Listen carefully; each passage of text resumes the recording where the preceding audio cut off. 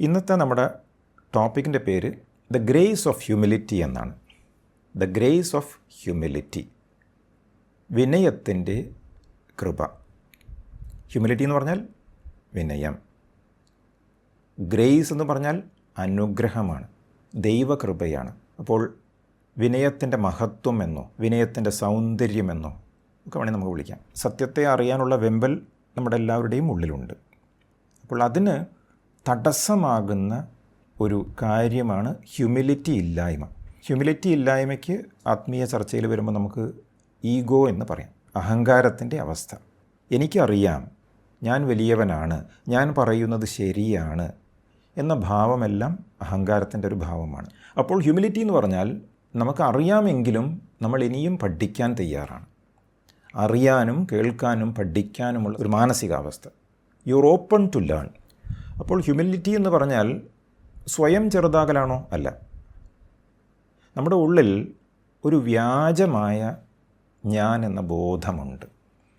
ആ വ്യാജമായ ഞാൻ എന്ന അഹങ്കാരബോധം പിരിഞ്ഞു പോകുമ്പോൾ അവിടെ നിലനിൽക്കുന്നത് ഹ്യൂമിലിറ്റി എന്ന ഭാവമാണ്. അപ്പോൾ സത്യം നമുക്ക് കൃത്യമായി മനസ്സിലാകണമെങ്കിൽ എന്തു വേണം?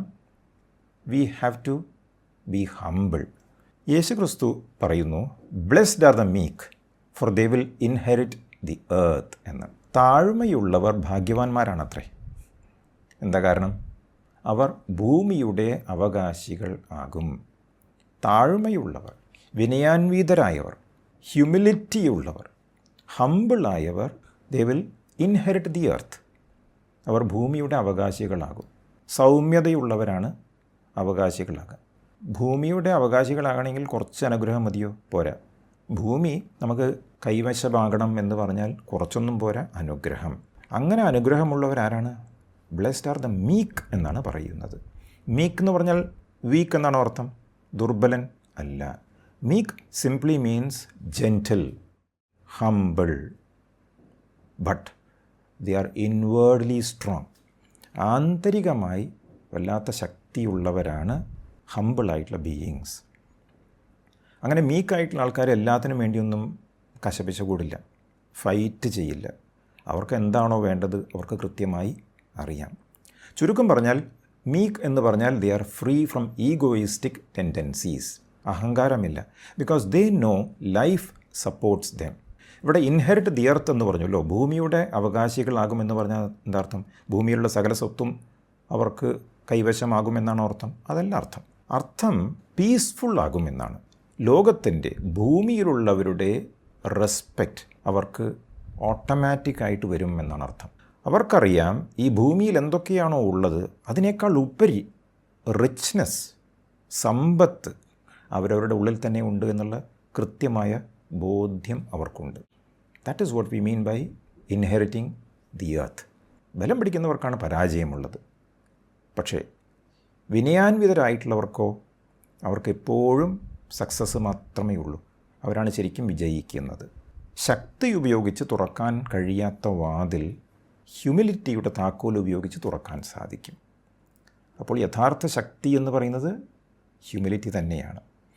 ഇവിടെ നമുക്ക് ഹ്യൂമിലിറ്റി ആൻഡ് ഈഗോ, ക്രിസ്തു പറഞ്ഞുവല്ലോ, ഹ്യൂമിലിറ്റി ഉള്ളവർ, മീക്കായിട്ടുള്ളവരാണ് ഭാഗ്യവാന്മാർ എന്ന് പറഞ്ഞു അല്ലേ. അതാണ് ഫ്രീ ഫ്രം ഈഗോ. പക്ഷേ ബലം പിടിക്കുന്നവരാരാണ്? ഈഗോസാണ്. അവർക്ക് എപ്പോഴും വിഷമം മാത്രമേ ഉണ്ടാവുകയുള്ളൂ. അപ്പോൾ ഇത് ജ്ഞാനമാർഗത്തിലെ ടീച്ചിങ്സ് ആയത് കാരണം നമ്മൾ മറ്റൊരർത്ഥത്തിലാണ് ഇതെല്ലാം മനസ്സിലാക്കാൻ ശ്രമിക്കുന്നത്. ജ്ഞാനമാർഗത്തിലേക്ക് കടക്കുമ്പോൾ we want to be peaceful and happy all the time. താൽക്കാലികമല്ല, eternal happiness and bliss, eternal peace, അതാണ് ലക്ഷ്യം. അപ്പോൾ സാധാരണ മറ്റ് പല ക്ലാസ്സുകളിലും കേൾക്കുന്നതിനേക്കാൾ കുറച്ചുകൂടെ ആഴത്തിലാണ് ഇവിടെ ടീച്ചിങ്സ് ഉള്ളത്. അതുകൊണ്ട് തന്നെ പെട്ടെന്ന് കേൾക്കുമ്പോൾ അത് ശരിയാണോ എന്നുള്ള തോന്നലൊക്കെ വരും, അത് സാരില്ല. But as you listen to it more and more, as you experience meditations, നിങ്ങൾക്ക് ഈ കാര്യങ്ങളൊക്കെ സത്യം എന്നുള്ളത് ഓട്ടോമാറ്റിക്കായിട്ട് തെളിഞ്ഞു വരും. ശ്രീ രമണ മഹർഷി പറയുന്നു, however bad other people may be, one should bear no hatred for them എന്ന്. മറ്റുള്ളവർ എത്ര മോശക്കാരായാലും അവരോട് ഒരു വെറുപ്പും വെച്ച് പുലർത്തരുത് എന്ന് പറയുന്നതാരാ? എൻലൈറ്റൻഡ് ആയിട്ടുള്ള സേജ് ആയിരുന്ന ശ്രീരമണ മഹർഷി. ഹയ്യസ്റ്റ് ഞാൻ ആ ടീച്ചിങ്സിലാണ് രമണ മഹർഷി ഇതെല്ലാം പറയുന്നത്. അപ്പോൾ നമുക്ക് സാധാരണഗതിയിൽ ഒരിക്കലും അംഗീകരിക്കാൻ കഴിയാത്ത കാര്യങ്ങളൊക്കെയാണ് ജ്ഞാനികൾ പറയുക എന്ന് നമ്മൾ മനസ്സിലാക്കിയാൽ മതി. അതുകൊണ്ടാണ് അവരെ ജ്ഞാനികൾ എന്ന് വിളിക്കുന്നത്. പെട്ടെന്ന് നമുക്ക് അബ്സോർബ് ചെയ്യാൻ പറ്റില്ല. But when we go into the depth of these teachings, ഈ പറയുന്നത് മാത്രമാണ് സത്യമെന്ന് നമുക്ക് മനസ്സിലാകും. ബാഡ് പീപ്പിൾ, മോശക്കാരായിട്ടുള്ള ആൾക്കാർ, സാധാരണ അവരല്ലേ നമ്മളുടെ മെൻറ്റൽ സ്റ്റേറ്റ് ഡിറ്റർമിൻ ചെയ്യുക. ഞാൻ ഏത് മാനസികാവസ്ഥയിലാകണമെന്ന് എനിക്ക് തീരുമാനിക്കാൻ പറ്റില്ല. അവരുടെ മുന്നിൽ പെട്ട് കഴിഞ്ഞാൽ അവരാണ് തീരുമാനിക്കുക. സത്യമല്ലേ? നമ്മുടെ അനുഭവമാണല്ലോ, നമ്മുടെ അനുഭവമാണ്. നമ്മൾ എങ്ങനെ റിയാക്ട് ചെയ്യണമെന്ന് ചിലപ്പോൾ നമ്മൾ വിചാരിച്ചാലും കഴിയില്ല. അവർ തീരുമാനിക്കും എങ്ങനെയാണ് നമ്മൾ റിയാക്ട് ചെയ്യേണ്ടതല്ലേ. ഇവിടെ ഹ്യൂമിലിറ്റിയാണ് നമ്മുടെ ഭാവം വേണ്ടത് എന്ന് മഹർഷി പറയാതെ പറയുകയാണ്. ഇങ്ങനെ പറയാനുള്ള കാരണം എന്താ? നമുക്കെല്ലാവർക്കും ജീവിതത്തിൽ ഏറ്റവും കൂടുതൽ വേണ്ടത് എന്താണ്? ഗ്രേസാണ്. ഗ്രേസ് ഇല്ലാച്ചാൽ വേറൊന്നുമില്ല. ദൈവകൃപ അത് ഉണ്ടെങ്കിൽ നമുക്കെല്ലാം ബാക്കിയെല്ലാം കിട്ടും. താൽക്കാലികമായ ചില വിഷമങ്ങളൊക്കെ ഉണ്ടെങ്കിലും if you can get grace, ബാക്കിയെല്ലാം വന്നോളും. അപ്പോൾ ഗ്രേസിന് വേണ്ടിയിട്ടുള്ള ടീച്ചിങ്സാണ് ജ്ഞാനത്തിലുള്ളത്. ഏത് കാലവും നമുക്ക് സുഖവും സമാധാനവും സന്തോഷവും ഉണ്ടാകാനുള്ള ടീച്ചിങ്സാണ് ജ്ഞാനമാർഗത്തിൽ ഉള്ളത്. So we talk about humility. Humility എന്ന് പറഞ്ഞാൽ നേരത്തെ പറഞ്ഞു വില്ലിങ്നെസ് ടു ലേൺ എന്നൊക്കെ പറഞ്ഞു അല്ലേ. ഞാൻ സുപ്പീരിയർ ആണ് എന്ന തോന്നലേ വരുന്നില്ല. ചിലപ്പോൾ അത് വരും. അപ്പോൾ എന്ത് ചെയ്യണം? നമുക്ക് പഠിക്കാം. വളരെ കോമൺ ആയിട്ടുള്ള ഒരു ഫീലിംഗ് ആണ്, ഒരു സുപ്പീരിയോറിറ്റി ഫീലിംഗ് അല്ലേ. അങ്ങനെ വരുമ്പോൾ നമുക്ക് നമ്മിൽ തന്നെ കറക്ഷൻസ് കൊണ്ടുവരാൻ ബുദ്ധിമുട്ടാണ്. സത്യം നമുക്ക് തെളിയുകയില്ല. വളരെ ശാന്തമായ ശക്തരായവർ, ഹ്യൂമിലിറ്റിയാണ് അവരുടെ നാച്ചുറലായിട്ടുള്ള സ്റ്റേറ്റ്. കാരണം അവർക്ക് ആരുടെ മുന്നിലും ഒന്നും പ്രൂവ് ചെയ്യേണ്ട കാര്യമില്ല. നമുക്ക് മറ്റുള്ളവരുടെ മുന്നിൽ പലതും പ്രൂവ് ചെയ്യണമെന്ന വിചാരം വരുമ്പോഴാണ് നമ്മൾ ഈഗോയിസ്റ്റിക് ആയിട്ടുള്ള ടെൻഡൻസീസിലേക്ക് കടക്കുന്നത്. അപ്പോൾ ഈ ഹ്യൂമിലിറ്റി നമ്മൾ പ്രാക്ടീസ് ചെയ്ത് കഴിഞ്ഞാൽ എന്താ ഗുണം? നേരത്തെ പറഞ്ഞു ഗ്രേസ്. ഗ്രേസ് എന്ന് പറഞ്ഞാൽ കൃപ. നമുക്ക് ആവശ്യമുള്ള സമയത്ത് നമുക്ക് എവിടെ നിന്നെങ്കിലും സപ്പോർട്ട് ലഭിക്കും. നമ്മൾ വിചാരിക്കുന്ന സ്ഥലത്തു നിന്നല്ല ചിലപ്പോൾ നമുക്ക് സപ്പോർട്ട് ഉണ്ടാവുക, എവിടെ നിന്നെങ്കിലുമൊക്കെ വരും. We don't have to do much. നമ്മൾ ഈ വിനയം ഒന്ന് പ്രാക്ടീസ് ചെയ്താൽ മതി. And it is not easy, it is difficult. So we will have to do other practices also so that we can become humble. അപ്പോൾ നമുക്ക് വിഷമമുള്ള കാലഘട്ടം സമയമൊക്കെ ഉണ്ടായിരിക്കും, എങ്കിലും പേടിക്കേണ്ട ആവശ്യമില്ല. Because grace is there. എന്താ കാരണം? നമ്മുടെ ഏറ്റവും വലിയ ശക്തിയാണ് ഹ്യൂമിലിറ്റി. ഹ്യൂമിലിറ്റിയിലൂടെ ഓട്ടോമാറ്റിക്കായിട്ട് ഗ്രേസ് നമുക്ക് അനുഭവപ്പെടും. ഹ്യൂമിലിറ്റി സ്ഥിരമായിട്ട് ആ ഭാവം വെച്ച് പുലർത്തുന്നവരുടെ ഒരു ഗുണം എന്താ വെച്ചാൽ കൃത്യമായ ഡയറക്ഷൻ അവർക്ക് ഉള്ളിൽ നിന്നും ലഭിക്കും. ഈ വഴിയാണ് ഞാൻ പോകേണ്ടത് എന്ന ഫീലിംഗ് അവർക്ക് വന്നു കഴിഞ്ഞാൽ ആ ഗട്ട് ഫീൽ ഉണ്ടല്ലോ, ഇൻസ്റ്റിങ്ക്റ്റ് ഉണ്ടല്ലോ, അത് വെച്ച് പോയി കഴിഞ്ഞാൽ തെറ്റുകയില്ല. ഹ്യൂമിലിറ്റി പ്രാക്ടീസ് ചെയ്യാത്തവർക്ക് ഗട്ട് ഫീൽ പലപ്പോഴും ഗട്ട് ഫീൽ ആയിരിക്കില്ല, അത് മറ്റെന്തോ ആണ്. So therefore we have to practise humility. എന്തുകൊണ്ടാണ് നമുക്കിത് ചെയ്യാൻ പറ്റാത്തത്? നമുക്കറിയാം ഹ്യൂമിലിറ്റി നല്ലതാണ്, നമ്മൾ എല്ലായിടത്തും കേൾക്കുന്നതാണ്, പക്ഷെ പ്രാക്ടീസ് ചെയ്യാൻ പറ്റുന്നില്ല. എനിക്കറിയാം ഗ്രേസ് വേണമെങ്കിൽ ഞാൻ നന്നായി പെരുമാറണം എന്നൊക്കെ അറിയാം. കുട്ടിക്കാലം മുതൽക്ക് ഇതൊക്കെ പഠിച്ചതൊക്കെ തന്നെയാണ്. But I'm not able to do it, I'm not able to practice it. എന്താണ് കാരണം?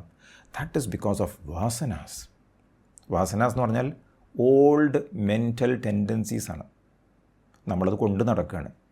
ജനിച്ച മുതൽക്ക് നമ്മുടെ ഉള്ളിലുള്ള ചില ടെൻഡൻസീസാണ്, റിപ്പീറ്റഡ് ആയിട്ടുള്ള തോട്ട്സൊക്കെയാണ്, ഹാബിറ്റ്സൊക്കെയാണ്. നമ്മൾ സാധാരണ മോഡേൺ സൈക്കോളജിയിൽ അൺകോൺഷ്യസ് മൈൻഡ് എന്നൊക്കെ വിളിക്കുന്നത് സത്യത്തിൽ ഈ വാസനകൾ തന്നെയാണ്. നമുക്ക് ചില ഇഷ്ടങ്ങളുണ്ട്, ചില അനിഷ്ടങ്ങളുണ്ട്. എൻ്റെ ഇഷ്ടങ്ങളനുസരിച്ച് ബാക്കിയുള്ളവർ പെരുമാറിക്കഴിഞ്ഞാൽ ഞാൻ ഹാപ്പിയാണ്. അപ്പോൾ ഞാനവിടെ ഹ്യൂമിലിറ്റിയൊക്കെ പ്രാക്ടീസ് ചെയ്യും. എനിക്കിഷ്ടമല്ലാത്ത രീതിയിൽ നിങ്ങൾ പെരുമാറിയാൽ എൻ്റെ നിറം മാറും. അതാണ് വാസന. വാസന തീരുമാനിക്കും. ഹിഡൻ ആയിട്ടുള്ള ഇമ്പൾസസ് ആണ്, സ്ട്രോങ് ആയിട്ടുള്ള ഇമ്പൾസീവ് ഫീലിംഗ് ആണ് ഞാൻ എന്ത് ചെയ്യണം എന്ന്. വാസനാസ് എന്ത് ചെയ്യും? ദേ പുൾ യുവർ മൈൻഡ് ഔട്ട്വേർഡ്. എന്നിട്ട് പുറമേ നമ്മളത് പ്രദർശിപ്പിക്കും. ഇങ്ങനെയാണ് നടക്കുന്നത്. അപ്പോൾ നെഗറ്റീവായ ടെൻഡൻസീസ്, വാസനാസ് ഉണ്ടെങ്കിൽ ഹ്യൂമിലിറ്റി പ്രാക്ടീസ് ചെയ്യണമെന്ന് വിചാരിച്ചാലും ചില സാഹചര്യങ്ങൾ നമുക്ക് പറ്റാതെ വരും. അവിടെ എന്ത് സംഭവിക്കും? അവിടെ സംഭവിക്കുന്നത് ഈഗോ, അഹങ്കാരം പുറത്തോട്ട്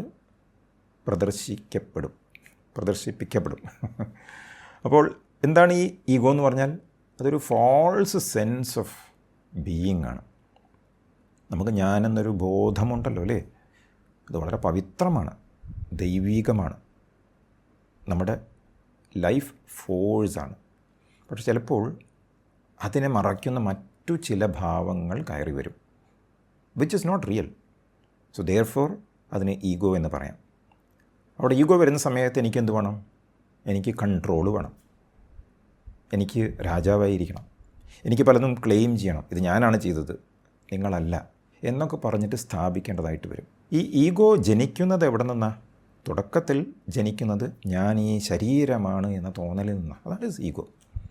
അപ്പം ജ്ഞാനമാർഗത്തിലേക്ക് വരുമ്പോൾ ഈഗോ എന്ന് പറഞ്ഞാൽ സാധാരണ ഇംഗ്ലീഷിൽ ഈഗോ എന്നുള്ള വാക്കല്ല.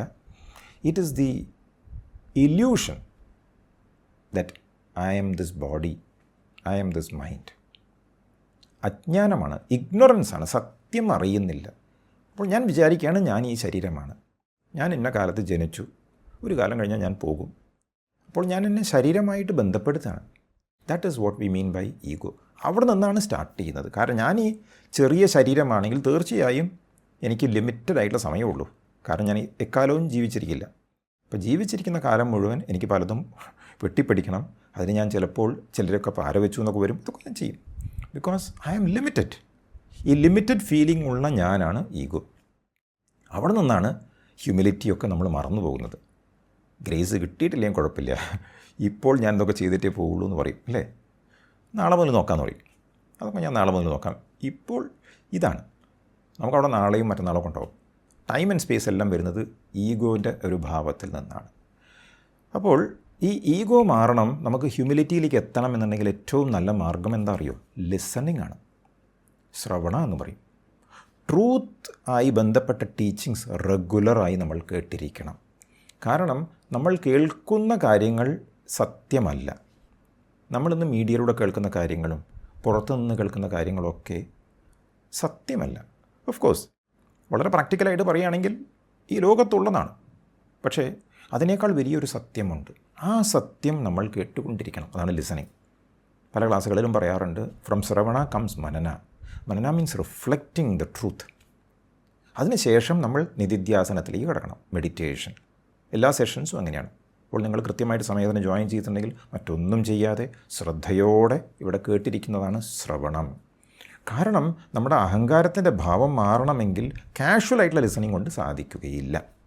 അപ്പോൾ 1 മണിക്കൂർ സമയം നമ്മളിതിനു വേണ്ടി മാറ്റി വെച്ച് കഴിഞ്ഞാൽ നമുക്ക് ഉള്ളിൽ മാറ്റം വരണം. ഇത് കേട്ടു പോകേണ്ടതല്ല, എഴുതി വെക്കേണ്ട കാര്യം പോലുമില്ല. എഴുതുമ്പോഴും ശ്രദ്ധ പകുതിയാണ്, എഴുത്തിലാണ് ശ്രദ്ധ വരിക.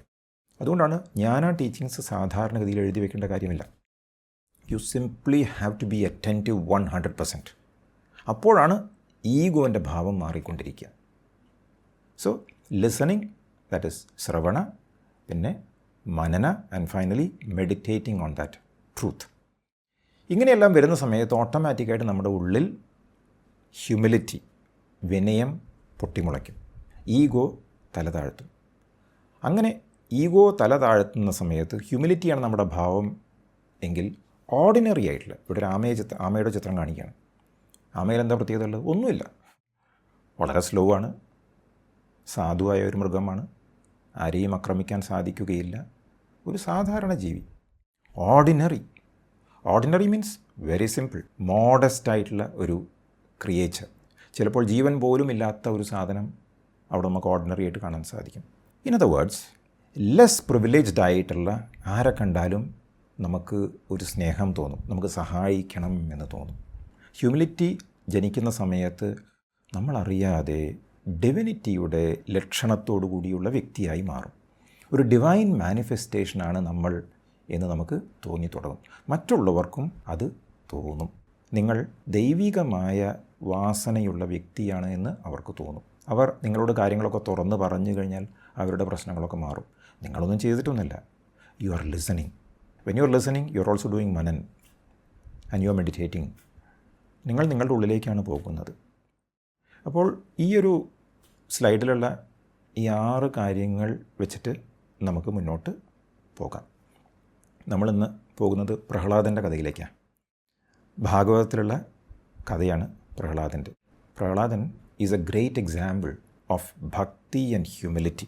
ഡിവോഷൻ്റെയും വിനയത്തിൻ്റെയും ഉത്തമമായ ഒരു പ്രതീകമാണ് പ്രഹ്ലാദൻ്റെ അച്ഛൻ ഹിരണ്യകശിപു, കശ്യപ മഹർഷിയും ദിതി എന്ന സ്ത്രീയിൽ നിന്നും ഉണ്ടായ പുത്രനാണ്.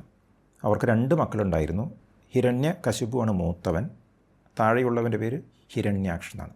ഹിരണ്യാക്ഷൻ്റെ പ്രത്യേകത, he was a greedy fellow, അത്യാഗ്രഹിയായിരുന്നു.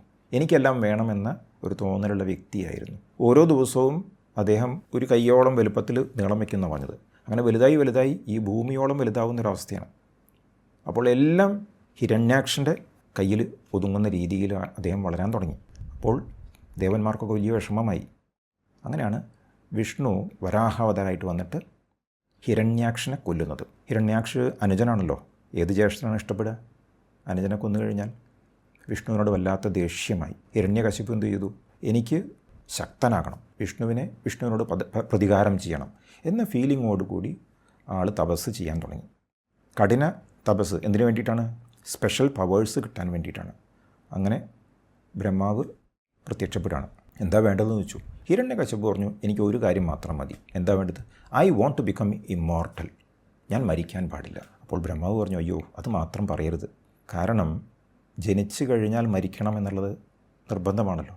അപ്പോൾ മരണം പാടില്ല എന്ന് പറയുന്നതിൽ കഥയില്ല, മറ്റെന്തെങ്കിലും ചോദിച്ചോളൂ എന്ന് പറഞ്ഞു. അപ്പോൾ ഇതേ കാര്യം തന്നെ എനിക്ക് വേണമെങ്കിൽ മറ്റൊരു രീതിയിൽ അപേക്ഷിച്ചാൽ കിട്ടുമെന്നത് ഹിരണ്യകശിപുവിന് മനസ്സിലായി.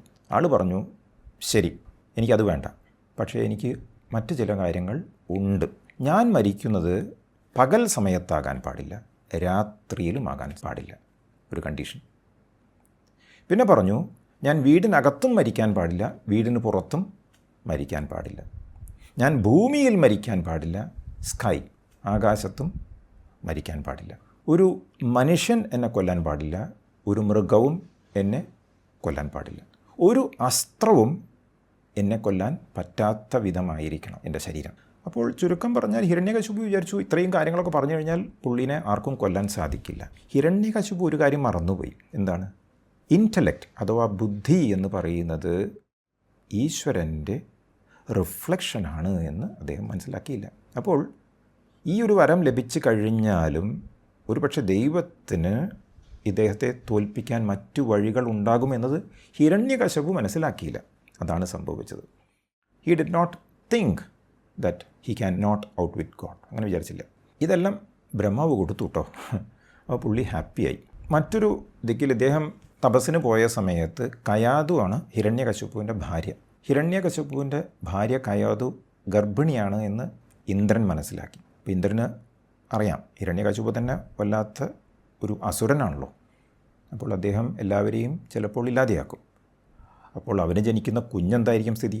പിന്നെ ഈ ലോകത്ത് ഞങ്ങൾക്ക് ജീവിക്കാൻ പറ്റില്ല എന്ന് വിചാരിച്ച് എങ്ങനെയെങ്കിലും ആ കുഞ്ഞിനെ കൊല്ലണം എന്ന് വിചാരിച്ച് ഇന്ദ്രൻ അവളെയും കൊണ്ട് പോകുന്ന സമയത്ത് നാരദമുനി അവിടെ വന്നു. നാരദമുനി പറഞ്ഞു, ഒരിക്കലും അത് ചെയ്തു പോകരുത്, കാരണം കയാതുവിൻ്റെ വയറ്റിലുള്ള കുട്ടി ഒരു ഡിവൈനായിട്ടുള്ള കുട്ടിയാണ് എന്ന് പറഞ്ഞു. ഇതാണ് നാരദൻ.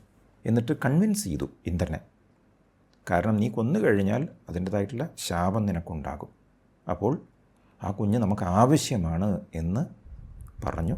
അങ്ങനെ നാരദൻ്റെ ഹെർമിറ്റേജിലേക്ക് കൊണ്ടുപോയി. ആശ്രമത്തിൽ കൊണ്ടുപോയ ശേഷം കയാതുവിൻ്റെ ചെവിയിൽ ജ്ഞാനത്തിൻ്റെ ചില സൂത്രങ്ങൾ ചൊല്ലിക്കൊടുക്കുകയാണ് ചെയ്തത്.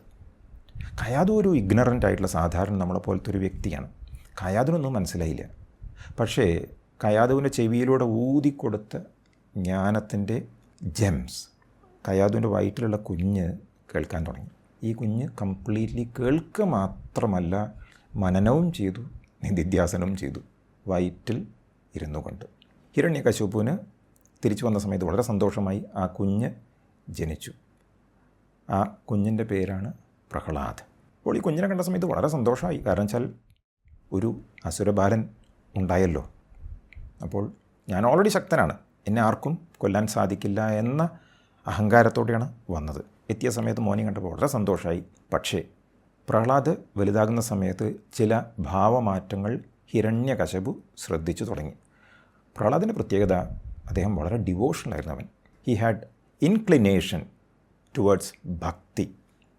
ഫോർ വിഷ്ണു. ഒന്ന് നോക്കൂ, ഹിരണ്യകശിപു ആരെയാണോ ഏറ്റവും വലിയ ശത്രുവായി മനസ്സിൽ കൊണ്ട് നടക്കുന്നത്, ആ ശത്രുവായ വിഷ്ണുവിനെ തൻ്റെ മകൻ ഇഷ്ടപ്പെടുന്നു, ഡിവോഷണലായിട്ട് പലതും ചൊല്ലുന്നു. അപ്പോൾ സഹിക്കാൻ പറ്റുമോ? സഹിക്കാൻ പറ്റില്ല. ഹിരണ്യകശിപു വളരെ ദേഷ്യപ്പെട്ടു, ഒച്ചയിട്ടു. എന്ത് പറഞ്ഞിട്ടും പ്രഹ്ലാദന് ഒരു ഭാവമാറ്റമില്ല. പ്രഹ്ലാദൻ്റെ ഒരു ഗുണം വളരെ ഹ്യൂമിലിറ്റിയോട് കൂടിയുള്ളൊരു ബാലനായിരുന്നു. ഒട്ടും ഈഗോ ഇല്ല, ഭക്തിയും ഉണ്ടായിരുന്നു. ഇത് രണ്ടും കൂടെ കൂടിയിട്ടുള്ളൊരു ഭാവത്തിലാണ് പ്രഹ്ലാദ് ഉള്ളത്. അപ്പോൾ ഇദ്ദേഹം എന്ത് ചെയ്തു? നേരെ ഷണ്ഡ അമർക്ക എന്ന് പറഞ്ഞാൽ അസുരന്മാരുടെ ഒരു ഗുരുവുണ്ട്, ശുക്രാചാര്യൻ. ശുക്രാചാര്യൻ്റെ മക്കളാണ് ഷണ്ഡ അമർക്ക. ഇവർ രണ്ടുപേരെയും വിളിച്ചിട്ട് പറഞ്ഞു, ഇവന് കുറച്ച് കാര്യങ്ങളൊക്കെ പറഞ്ഞു കൊടുക്കണം. പ്രഹ്ലാദനാൾ ശരിയില്ല. അപ്പോൾ നിങ്ങൾ കൊണ്ടുപോയി അവനെ പഠിപ്പിക്കണം. എന്താ പഠിപ്പിക്കേണ്ടത്? എങ്ങനെയാണ് പറ്റിക്കുക, ഹൗ ടു ചീറ്റ് പീപ്പിൾ, മറ്റുള്ളവരെ എങ്ങനെയാണ് ഡിവിഷൻ ഉണ്ടാക്കുക, ആളുകൾ തമ്മിൽ ഡിവിഷൻ ഉണ്ടാക്കുക, എങ്ങനെയാണ് ബ്രൈബ് ചെയ്യുക, ഇങ്ങനെയുള്ള പൊളിറ്റിക്സ് എല്ലാം ഉണ്ടല്ലോ, ഇതൊക്കെ നിങ്ങൾ പഠിപ്പിക്കണം എന്ന് പറഞ്ഞു. ഓ, അതിനിപ്പോൾ എന്താ പ്രശ്നം, ഞങ്ങൾ കൊണ്ടുപോകാം എന്ന് പറഞ്ഞിട്ട് ഇവർ അമർക്കയും ഷണ്ടയും കൊണ്ടുപോയി. ഇവർ എന്നിട്ട് പഠിപ്പിക്കാൻ തുടങ്ങി. അപ്പോൾ ഇവൻ കേൾക്കുന്നത് പോലെയൊക്കെ കാണിക്കും, പക്ഷേ പ്രഹ്ലാദൻ്റെ ഉള്ളിൽ മുഴുവൻ ഭക്തിയാണ് വിഷ്ണുവിനോട്. അപ്പോൾ കുറേ അവിടെ ഇരുത്തി പഠിപ്പിച്ചു. അങ്ങനെ പഠനം മുഴുവൻ കഴിഞ്ഞ സമയത്ത് സത്യത്തിൽ പ്രഹ്ലാദൻ ഒന്നും എടുത്തിട്ടില്ല, ഒന്നും ലിസൺ ചെയ്തിട്ടില്ല, അവിടെ കേൾവി ഉണ്ടായിട്ടില്ല. കാരണം പുള്ളിയുടെ ഉള്ളിലുള്ള കേൾവി മുഴുവൻ വിഷ്ണുവിനെക്കുറിച്ചുള്ള ചിന്തകൾ മാത്രമാണ്. അപ്പോൾ തിരിച്ചു വന്ന സമയത്ത് ഹിരണ്യകശിപുവിനെ ഏൽപ്പിച്ചു. വലിയ സന്തോഷമായി. ഹിരണ്യകശിപു കെട്ടിപ്പിടിച്ചു. എന്നിട്ട് ചോദിച്ചു, നീ എന്തൊക്കെയാണ് പഠിച്ചത് എന്ന് ചോദിച്ചു. എന്തൊക്കെയാണ് പഠിച്ചത്? ഈശ്വരൻ്റെ നാമങ്ങൾ എപ്പോഴും ഓർക്കുക, അത് ശ്രവിക്കുക, വിഷ്ണുവിൻ്റെ നാമം എപ്പോഴും പറയുക, ചാൻറ്റ് ചെയ്യുക, ഏത് സമയവും ഓർമ്മിക്കേണ്ടത് ദൈവത്തെ മാത്രം, ഏത് സമയവും ചെയ്യേണ്ടത് പ്രാർത്ഥന മാത്രം, പാദസേവനം ചെയ്യണം, വർഷിപ്പ് ചെയ്യണം, പറ്റുമെങ്കിൽ ഒരു സുഹൃത്ത് പോലെ ഈശ്വരനെ കാണണം. എന്തൊക്കെയാണോ നിനക്ക് ഓഫർ ചെയ്യാൻ പറ്റുക അതെല്ലാം വിഷ്ണുവിന് അർപ്പിക്കണം. ചെയ്യുന്ന കർമ്മം ചെയ്യുമ്പോൾ ഞാനാണ് ചെയ്യുന്നത് എന്ന ഭാവം പോലും പാടില്ല, അതുപോലും ഈശ്വരനാണ് എന്നിലൂടെ ചെയ്യുന്നത്. ഇതൊക്കെയാണ് ഞാൻ പഠിച്ചത് എന്ന് പറഞ്ഞു. ഹിരണ്യകശിപുവിന് സഹിക്കാൻ പറ്റുമോ? ഇതൊന്നുമില്ലല്ലോ ഇവനെ പഠിപ്പിക്കാൻ വേണ്ടിയിട്ട് അവരെടുത്ത് പറഞ്ഞേച്ച്. അപ്പോൾ വളരെ ദേഷ്യത്തോടെ പ്രഹ്ലാദനെ പിടിച്ച് ഒരൊറ്റ കയറ് കൊടുത്തു. അപ്പോൾ ഷണ്ടനും അമർക്കനും വന്നു. എന്നിട്ട് അവർ വന്ന സമയത്ത് അവരോട് മൊച്ചിട്ടു. എന്നിട്ട് പറഞ്ഞു, നിങ്ങളൊന്നും ചെയ്തില്ല. അപ്പോൾ ഷണ്ടനും അമർക്കനും പറഞ്ഞു, നിങ്ങൾ വലിയ രാജാവല്ലേ, മാത്രമല്ല നിങ്ങൾക്ക് വരം പോലും കിട്ടിയതാ, ഇവനെ നിങ്ങൾ പേടിക്കേണ്ട ഒരു കാര്യമില്ല, ഇവൻ ചെറിയ ബാലനല്ലേ, അവൻ എന്ത് വേണമെങ്കിൽ ചെയ്തോട്ടെ. ഒരു കാര്യം ചെയ്യണം, ഞങ്ങൾക്ക് ഒരു ഓപ്പർച്യൂണിറ്റി കൂടെ തരണം, ഒരവസരം കൂടെ തരണം എന്ന് പറഞ്ഞു. ഞങ്ങളവനൂടെ കൊണ്ടുപോയിട്ട് അവനെ ശരിക്കും പഠിപ്പിക്കാം എന്ന് പറഞ്ഞു. എന്നിട്ട് ഇവർ രണ്ടുപേരും കൂടെ കൊണ്ടുപോവാണ് ഇവനെ ഒരു ആവർത്തി കൂടെ പഠിപ്പിക്കാൻ വേണ്ടിയിട്ട്. പക്ഷേ ഒരു രക്ഷയില്ല. എന്ത് പഠിപ്പിക്കുമ്പോഴും ഇവൻ്റെ മനസ്സിൽ ദൈവം മാത്രമേ ഉള്ളൂ.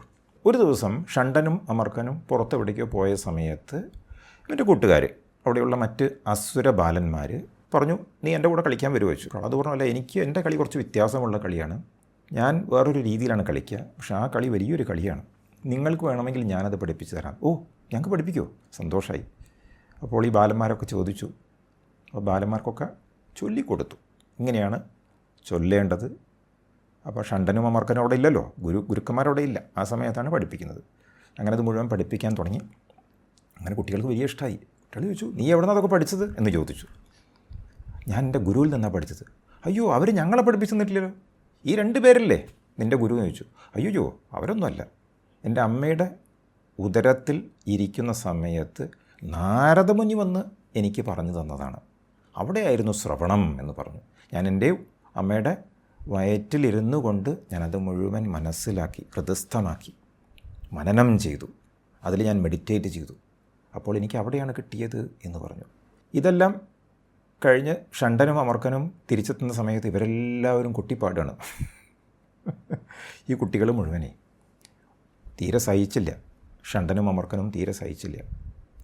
അവർ പറഞ്ഞു, ഇവൻ എത്രയും പെട്ടെന്ന് കൊണ്ടാക്കാൻ പോവുകയാണ്, കാരണം ഇവനെ ഇവിടെ ഇരുത്തിക്കഴിഞ്ഞാൽ ഇവൻ നന്നാവില്ല എന്തായാലും, പക്ഷേ ഞങ്ങളുടെ കുട്ടികൾ പോലും വഴിതെറ്റിപ്പോകുമെന്ന് പറഞ്ഞിട്ട് അവനെ കൊണ്ടുപോകാൻ വേണ്ടിയിട്ട് പോയി. അപ്പോൾ അവൻ കുട്ടികളോട് പറഞ്ഞു, ഞാൻ പോയിട്ടൊന്ന് വരാം, അച്ഛനെ കണ്ടിട്ട് തിരിച്ചു വരാമെന്ന് പറഞ്ഞു. അപ്പോൾ ഈ ബാലന്മാർ പറഞ്ഞു, അല്ലല്ല, ഞങ്ങളും കൂടെ പോകുമെന്ന് പറഞ്ഞു. അങ്ങനെ ഈ കുട്ടികൾ അവിടെ ഇരിക്കാൻ കൂട്ടാക്കിയില്ല. പ്രഹ്ലാദൻ്റെ കൂടെ ഹിരണ്യകശിപുവിൻ്റെ കൊട്ടാരത്തിലേക്ക് പോവുകയും അങ്ങനെ ഇവർ കൊട്ടിപ്പാടിക്കൊണ്ടാണ് പോകുന്നത്. അപ്പോൾ ഹിരണ്യകശിപു ആ പാലസിൻ്റെ മുകളിൽ ടെറസിൽ നിന്നിങ്ങനെ നോക്കുകയാണ്. ദൂരന്ന് കേൾക്കുന്നുണ്ട്, നല്ല ചാൻസ് കേൾക്കുന്നുണ്ട്.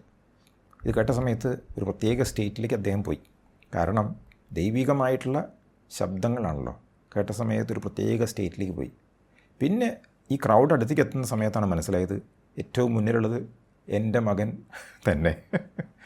ഇവനെ പറഞ്ഞു വെച്ചത് വേറൊരു ആവശ്യത്തിന് വേണ്ടിയിട്ടാണ്. ഇവൻ തിരിച്ചു വരുന്നത് വിഷ്ണുനാമം ഭജിച്ചുകൊണ്ട് മാത്രമല്ല, മറ്റ് അസുര ബാലന്മാർ മുഴുവൻ കൂടെയുണ്ട്. ഇത് കേട്ട സമയത്ത് തീരെ കൺട്രോൾ ചെയ്യാൻ സാധിച്ചില്ല ഹിരണ്യകശിപുവിന്. വിളിച്ച് ചീത്ത പറയുക മാത്രമല്ല, ഷണ്ഡനോടും അമർകനോടും പറഞ്ഞു, ഇനിയിവിടെ ഇവനെ വെച്ചേക്കാൻ പറ്റില്ല. കാരണം ഇവനെല്ലാവരുടെയും മനസ്സ് മാറ്റും. He was so disturbed.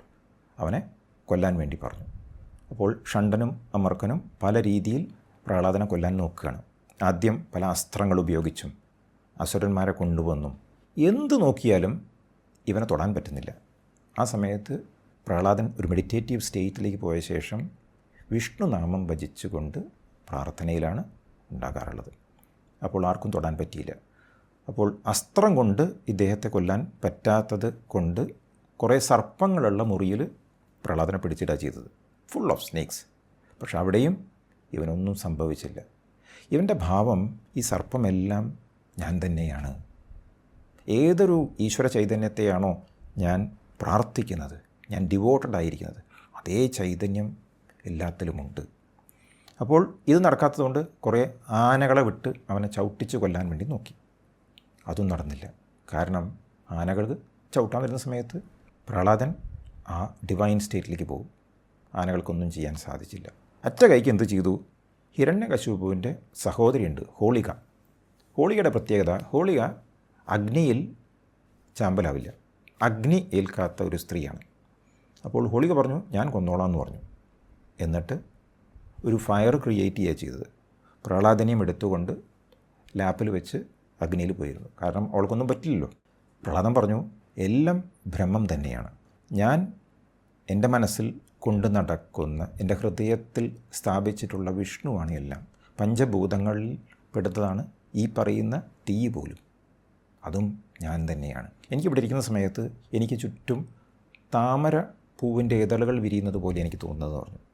ഇതെല്ലാം ആകുമ്പോഴേക്കും ഹോളിക കത്തിച്ചാമ്പലായി. ഇതാണ് സംഭവിച്ചത്. അപ്പോൾ ഒരു രക്ഷയുമില്ല എന്ന് കണ്ട സമയത്ത് ഇവരെന്ത് ചെയ്തു? ഷണ്ഡനും അമർകനും നേരെ രാജാവിൻ്റെ അടുത്ത് കൊണ്ടുപോയി. എന്നിട്ട് കാര്യങ്ങളൊക്കെ പറഞ്ഞു. ഒരു രക്ഷയുമില്ല, ഏത് വഴി നോക്കിയിട്ടും മോനെ കൊല്ലാൻ സാധിക്കുന്നില്ല, ഇവനെന്തോ പ്രത്യേക കഴിവുണ്ട് എന്നാണ് തോന്നുന്നു പറഞ്ഞു. വളരെ ദേഷ്യപ്പെട്ടു, കുപിതനായി ഹിരണ്യകശിപു. ഹിരണ്യകശിപു ഒച്ചയിട്ടു. എന്നിട്ട് പറഞ്ഞു, നീ എപ്പോഴും വിഷ്ണുവിനെയാണല്ലോ ഭജിക്കുന്നത്, വിഷ്ണു എവിടെയാണുള്ളത്, എനിക്ക് കാണിച്ചു തരാൻ പറ്റുമോ? വിഷ്ണു എല്ലായിടത്തും ഉണ്ടെന്ന് പറഞ്ഞു. നമുക്ക് ചുറ്റുമുണ്ട്, എന്നിലുമുണ്ട്, അച്ഛനിലുമുണ്ട്, എല്ലാവരിലുമുള്ള ഏക ചൈതന്യമാണ് ആ ഭഗവാൻ എന്ന് പ്രഹ്ലാദൻ പറഞ്ഞു. അപ്പോൾ ദേഷ്യപ്പെട്ട് ഹിരണ്യകശിപു ചോദിച്ചു, എന്നാൽ ഈ തൂണ് ഇതിലുണ്ടോയെന്ന് ചോദിച്ചു.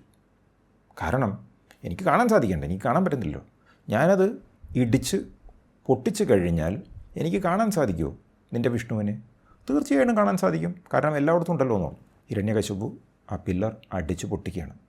പൊട്ടിച്ച സമയത്ത് പ്രഹ്ലാദൻ്റെ ആ ഒരു ഫെയ്ത്താണ്, പ്രഹ്ലാദൻ്റെ ആ ഹ്യൂമിലിറ്റിയാണ്, പ്രഹ്ലാദൻ്റെ ഭക്തിയാണ്.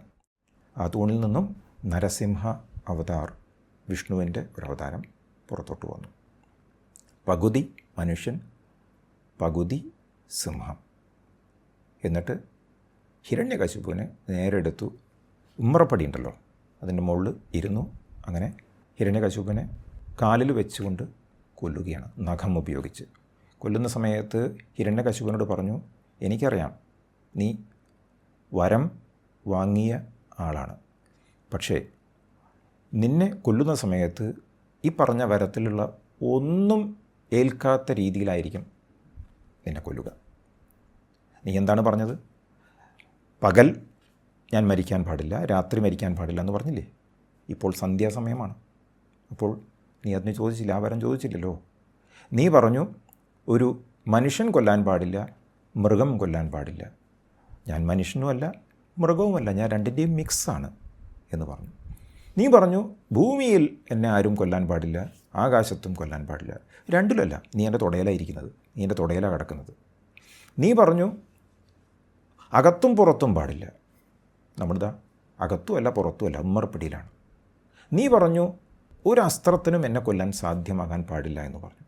ഒരു അസ്ത്രവും ഞാൻ ഉപയോഗിക്കുന്നില്ല, ഞാൻ എൻ്റെ നഖം മാത്രം ഉപയോഗിച്ച് നിന്നെ കൊല്ലുകയാണെന്ന് പറഞ്ഞിട്ട് ഹിരണ്യകശിപുവിനെ കൊല്ലുകയാണ് ചെയ്യുന്നത് നരസിംഹ അവതാർ. അതിനുശേഷം പ്രഹ്ലാദന് ബ്ലെസ്സിങ്സ് കൊടുക്കുകയാണ്. പ്രഹ്ലാദനോട് ചോദിച്ചു, നിനക്കെന്താ വേണ്ടത്? പ്രഹ്ലാദൻ പറഞ്ഞു, ഐ എം യുവർ സെർവൻറ്റ്, ഞാൻ നിൻ്റെ സേവകനാണല്ലോ. ഞാൻ എന്തെങ്കിലും വേണമെന്ന് പറഞ്ഞാൽ ഞാൻ സെർവൻ്റ് അല്ലാതെയായി മാറുമല്ലോ, അപ്പോൾ എനിക്കൊന്നും വേണ്ട. പക്ഷേ ഒരവതാര പുരുഷനായ അങ്ങ് എൻ്റെ മുന്നിൽ വന്ന് എന്തു വേണമെന്ന് ചോദിച്ചാൽ ഒരു സേവകൻ എന്ന നിലയ്ക്ക് ഞാൻ എന്തെങ്കിലും വേണമെന്ന് പറഞ്ഞല്ലേ പറ്റൂ. അതുകൊണ്ട് ഞാൻ പറയുന്നു, എനിക്ക് എന്തെങ്കിലും വേണമെന്ന ചിന്ത പോലും പാടില്ല, അതെനിക്ക് വേണമെന്ന് പറഞ്ഞു. I should not have any desire. ഏത് സമയവും എനിക്ക് എല്ലാം ഉണ്ട് എന്ന ഫീലിങ്ങിൽ, ഒരു സെൽഫിഷ് ഡിസയറും ഇല്ലാതെ എനിക്ക് ജീവിതകാലം മുന്നോട്ട് കൊണ്ടുപോകാൻ സാധിക്കണം എന്ന് പറഞ്ഞു. ആ വരമാണ് നരസിംഹൻ കൊടുക്കുന്നത്. അപ്പോൾ നമ്മൾ നേരത്തെ ഈ സ്ലൈഡിൽ കണ്ടുവല്ലോ, നമ്മൾ പറഞ്ഞു ഹ്യൂമിലിറ്റി ആൻഡ് ഈഗോനെ കുറിച്ച് പറഞ്ഞു, ഗ്രേസിനെ കുറിച്ച് പറഞ്ഞു, വാസനകളെ കുറിച്ച് പറഞ്ഞു, ലിസണിങ്ങിനെ കുറിച്ച് പറഞ്ഞു, ഓർഡിനറി ആയിട്ടുള്ള ആമയെക്കുറിച്ച് പറഞ്ഞു. ഇവിടെ ഈഗോ എന്ന് പറയുന്നത് ഹിരണ്യകശിപുവാണ്. ഹിരണ്യകശിപു എന്ന് പറഞ്ഞാൽ നമ്മുടെ ഉള്ളിലുള്ള അസുരഭാവമാണ്. ഓക്കെ, ഭാഗവതത്തിലുള്ള കഥ എന്ന് പറയുന്നത് ജ്ഞാനമാണ്. ജ്ഞാനത്തിൻ്റെ പൊരുളാണ് പല രീതിയിൽ ഭാഗവത കഥകളിലൂടെ നമ്മുടെ മുന്നിൽ സമർപ്പിക്കുന്നത്. കാരണം നമുക്ക് കേട്ടാൽ മനസ്സിലാക്കാൻ വളരെ എളുപ്പമാണ്. ഓരോരുത്തരിലും ഉള്ള രണ്ട് ഭാവങ്ങളാണ്. ഒന്ന് അഹങ്കാരി എന്ന ഭാവവും മറ്റൊന്ന് ഹ്യൂമിലിറ്റി, വിനയത്തിൻ്റെ ഭാവവും. നമ്മുടെ ഉള്ളിൽ ദേവാസുരന്മാരുണ്ട്. എപ്പോഴാണ് നമ്മൾ ദേവനായി മാറുന്നത്, എപ്പോഴാണ് നമ്മൾ അസുരനായി മാറുന്നത് എന്ന് നമുക്ക് പറയാൻ സാധിക്കുകയില്ല. എനിക്ക് ദേവനായി തുടരണമെങ്കിൽ ഞാൻ ഹ്യൂമിലിറ്റിയുടെ ഭാവം എപ്പോഴും കാത്ത് കൊണ്ടിരിക്കണം, പുലർത്തണം. ആ ഒരു ഹ്യൂമിലിറ്റിയിലേക്ക് ഞാൻ തിരിയുന്ന സമയത്ത് പലപ്പോഴും എനിക്ക് തോന്നും എനിക്ക് ചില കഴിവുകളുണ്ട്, എൻ്റെ കൂടെ ആൾക്കാരുണ്ട് എന്ന് പറയുന്ന ഭാവം വാസനകളിൽ നിന്നാണ് വരുന്നത്. ഇവിടെ ഹിരണ്യകശിപു വലിയ കഴിവുള്ള ഒരു രാജാവാണെന്ന് വിചാരിച്ചു. മാത്രമല്ല അസുരന്മാർ കുറേ പേര് അദ്ദേഹത്തിൻ്റെ കൂടെ ഉണ്ടായിരുന്നു. അപ്പോൾ ആർക്കും എന്നെ തോൽപ്പിക്കാൻ കഴിയില്ല. ആ ഒരു വാസനയുടെ ബലത്തോടു കൂടിയാണ് എല്ലാത്തിനെയും ചെറുത്ത് തോൽപ്പിക്കാൻ ശ്രമിച്ചത് ഹിരണ്യകശിപു. അപ്പോൾ നമ്മുടെ ഉള്ളിലും ഇതുപോലെയുള്ള വാസനകളുണ്ടാവും. എനിക്കതുണ്ട്, എനിക്കിതുണ്ട്, ഞാൻ വലിയവനാണ്, എനിക്ക് ആരെ വേണമെങ്കിലും എന്ത് വേണമെങ്കിലും ചെയ്യാം. താഴേക്കിടയുള്ളവരെ കണ്ടു കഴിഞ്ഞാൽ ചിലപ്പോൾ നമുക്ക് അത്ര തൃപ്തി വരില്ല. വലിയ ആൾക്കാരെ കണ്ടു കഴിഞ്ഞാൽ നമുക്ക് തൃപ്തി വരാൻ സാധ്യതയുണ്ട്. ഇതെല്ലാം നമ്മുടെ വാസനകളിൽ അടിഞ്ഞുകൂടിയിട്ടുള്ള ചില വികാരങ്ങളാണ്. നമ്മളിത് മനസ്സിലാക്കണം. അപ്പോൾ ഹ്യൂമിലിറ്റി നമ്മുടെ ഉള്ളിലുണ്ട്. ചിലപ്പോൾ ഈഗോ തലപൊക്കുന്നു. ആ ഈഗോവിനെ വീണ്ടും തളർത്താൻ വേണ്ടി നമ്മളെന്ത് ചെയ്യണം? നമ്മൾ ലിസൺ ചെയ്യണം.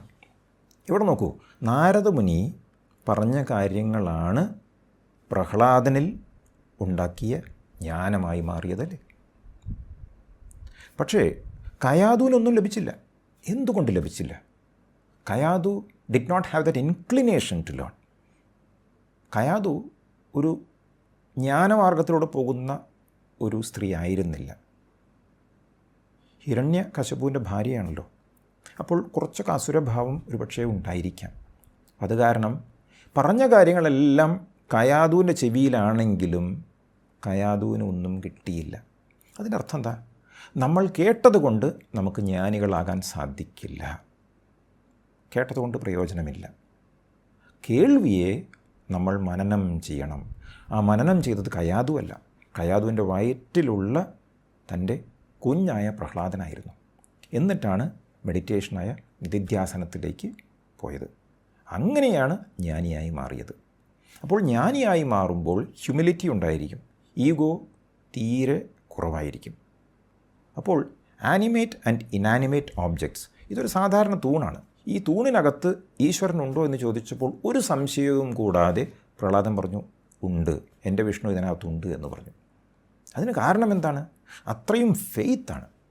ഇതാണ് ഹ്യൂമിലിറ്റിയുടെ ഭാവം വരുമ്പോൾ ഫെയ്ത്ത് എങ്ങനെ ഉണ്ടാകുന്നു? Because grace comes. അവിടെയാണ് നരസിംഹാവതാരം വന്നത്.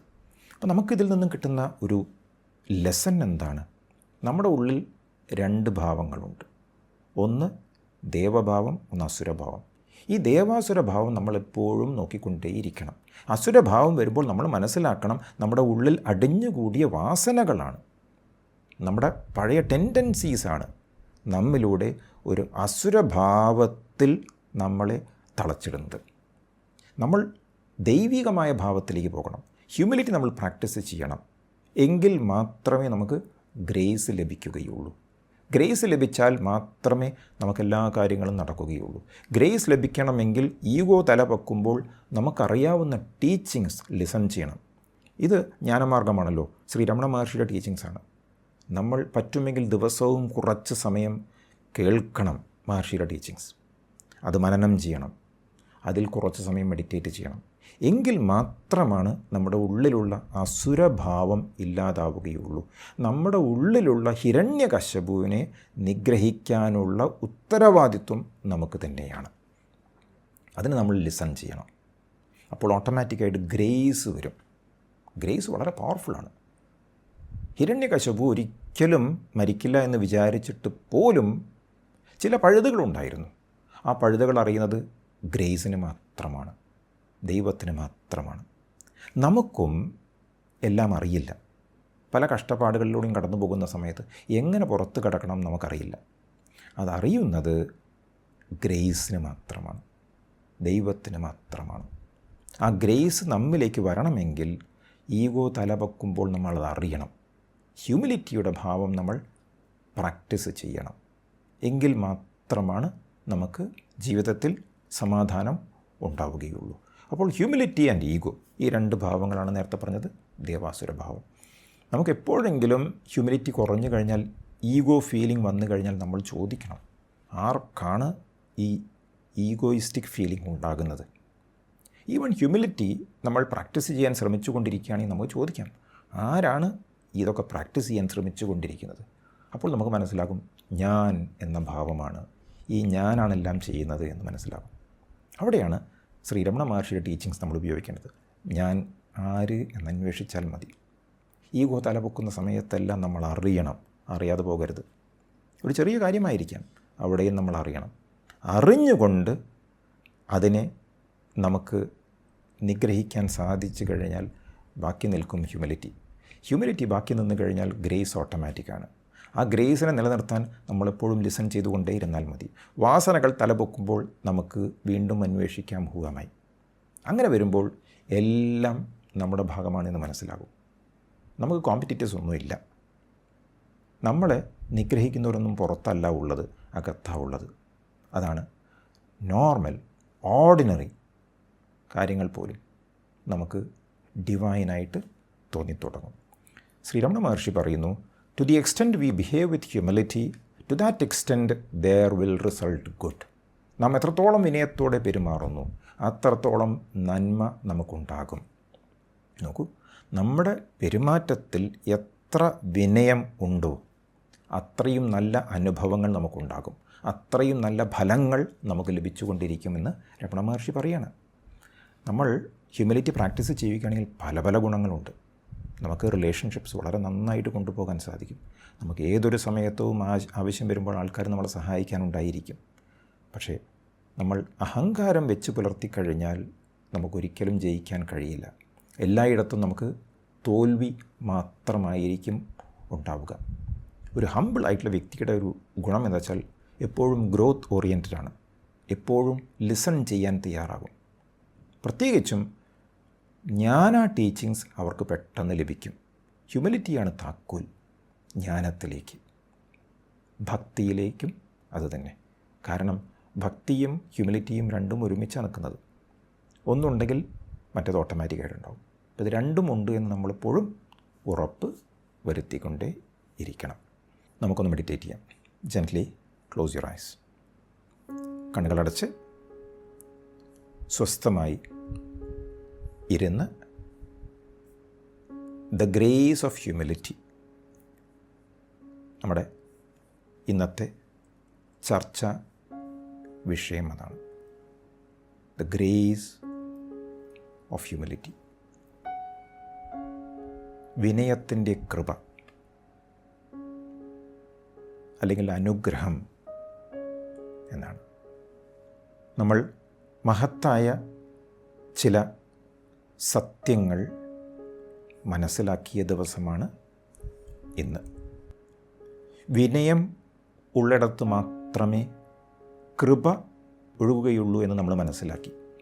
Grace flows where there is humility. അഹങ്കാരം കുറഞ്ഞാൽ മാത്രമേ നമുക്ക് സമാധാനം ഉണ്ടാവുകയുള്ളൂ. പലപ്പോഴും നമ്മുടെ ചുറ്റുപാടുകളിൽ, വീട്ടിൽ നമ്മൾ പറയുന്നത് ശരിയാണ് എന്ന് നമ്മൾ വാശി പിടിക്കാറുണ്ട്. ജീവിത പങ്കാളിയോടും മക്കളോടും മാതാപിതാക്കളോടും എല്ലാം. പലപ്പോഴും അവർ പറയുന്നത് കേൾക്കാതെ എൻ്റെ അഭിപ്രായം ആണ് ശരി എന്ന തോന്നൽ നമുക്ക് ഉണ്ടാകാറുണ്ട്. ഇതെല്ലാം വിനയം കുറയുന്നതിൻ്റെ ലക്ഷണങ്ങളാണ്.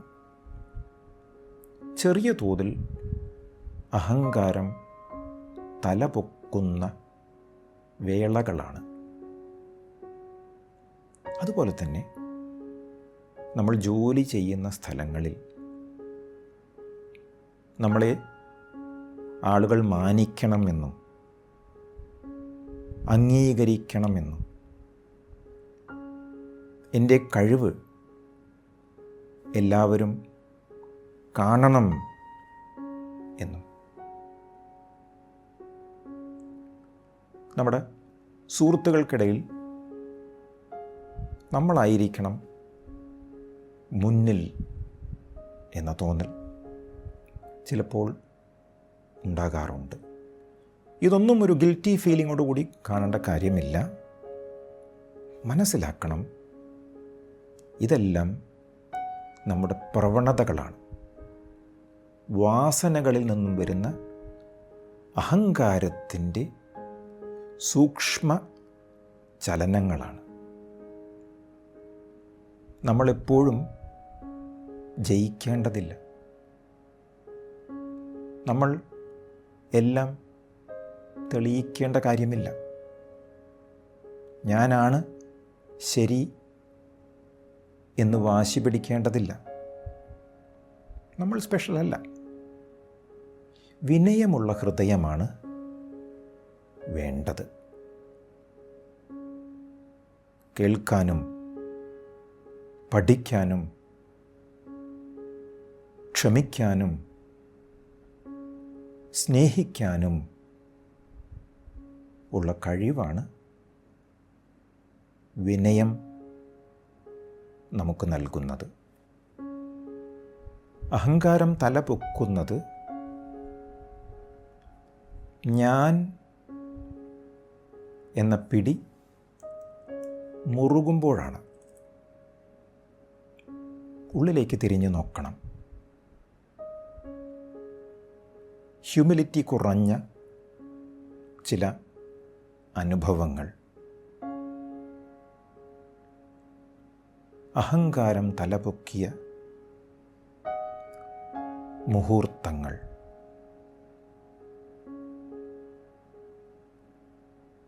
പിടിവാശിയുണ്ടായിരുന്ന അവസ്ഥകൾ, മറ്റുള്ളവരെ പ്രതിരോധിച്ച നിമിഷങ്ങൾ എല്ലാം ഗ്രേസിനെ ബ്ലോക്ക് ചെയ്ത മുഹൂർത്തങ്ങളായിരുന്നു. ഗ്രേസ് അഥവാ കൃപ ഇല്ലെങ്കിൽ ഒന്നുമില്ല.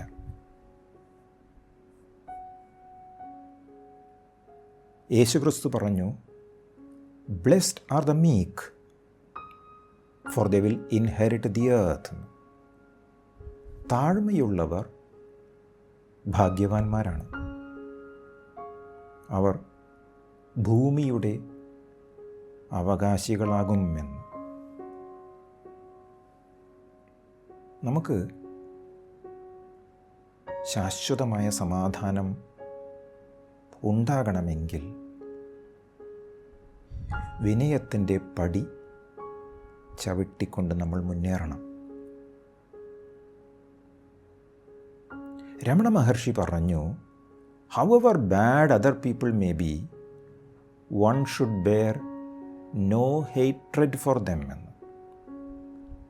മറ്റുള്ളവർ എത്ര മോശക്കാരായാലും അവരോട് ഒരു വെറുപ്പും വെച്ച് പുലർത്തരുത് എന്ന്. വലിയ വലിയ കാര്യങ്ങളാണ് ജ്ഞാനികൾ പറയുന്നത്. നമ്മുടെ ജീവിതം മനോഹരമാക്കാനും നമ്മുടെ ജീവിതത്തിലേക്ക് ദൈവകൃപ ഒഴുകാനും ഉള്ള ചില സൂത്രങ്ങളാണ് ജ്ഞാനികൾ പറഞ്ഞു തരുന്നത്.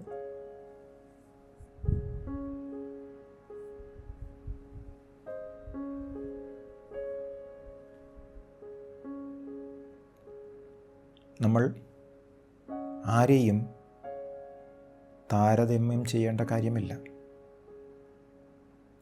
ഓരോരുത്തർക്കും ഓരോ വഴിയാണുള്ളത്. നമ്മുടെ വാക്കുകൾ മറ്റുള്ളവർക്ക് ഒരു തരത്തിലും പോറൽ ഏൽക്കുന്നതാകാൻ പാടില്ല. നമ്മൾ ആരെയും വെറുക്കേണ്ടതില്ല. ആരെയും താഴെയാക്കേണ്ടതില്ല. ആരെയും മറികടക്കേണ്ടതില്ല.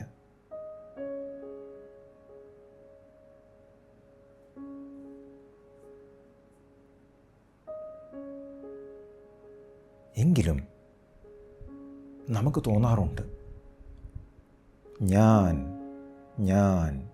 എന്ന ഫീലിംഗ്.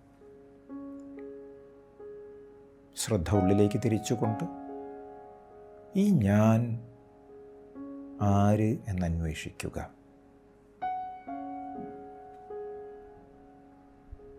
ഈ ഞാനിന് രണ്ട് ഭാവങ്ങളുണ്ട്. ദൈവഭാവവും അസുരഭാവവും. പ്രഹ്ലാദൻ്റെ ഭാവവും ഹിരണ്യകശിപുവിൻ്റെ ഭാവവും. ആരാണ് നിങ്ങളിലൂടെ കൂടുതൽ വർക്ക് ചെയ്യുന്നത് എന്നന്വേഷിക്കുക.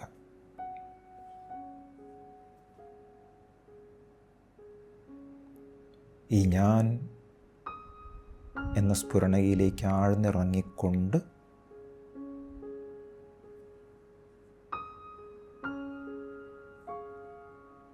ഞാൻ എന്ന മൂലത്തിൻ്റെ ആഴങ്ങളിലേക്ക് ശ്രദ്ധ കൊണ്ടുപോയി എവിടെ നിന്നാണ് ആ ഞാൻ എന്ന ഭാവം ഉദിക്കുന്നത് എന്നന്വേഷിക്കുക. Go deeper and deeper and find the source of the I.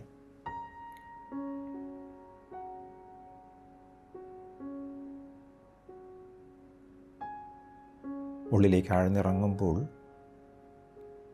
അഹങ്കാരത്തിൻ്റെ ഭാവം പൂർണ്ണമായും ഇല്ലാതാവുകയും ഗ്രേസ് ലഭിക്കുന്നതിലൂടെ വിനയം വർദ്ധിക്കുകയും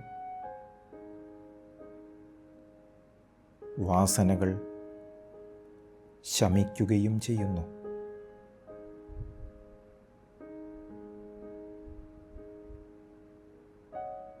You feel the divinity.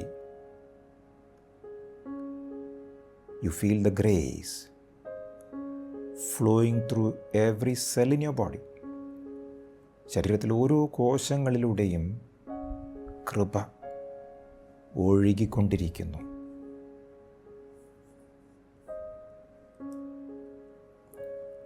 This is the grace of humility.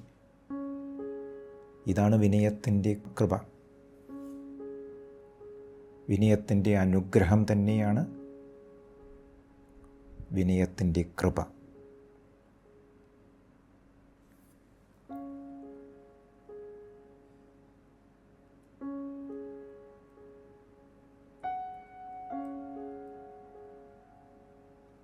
ശ്രീരമണ മഹർഷി പറഞ്ഞു, to the extent we behave with humility, to that extent there will result good എന്ന്.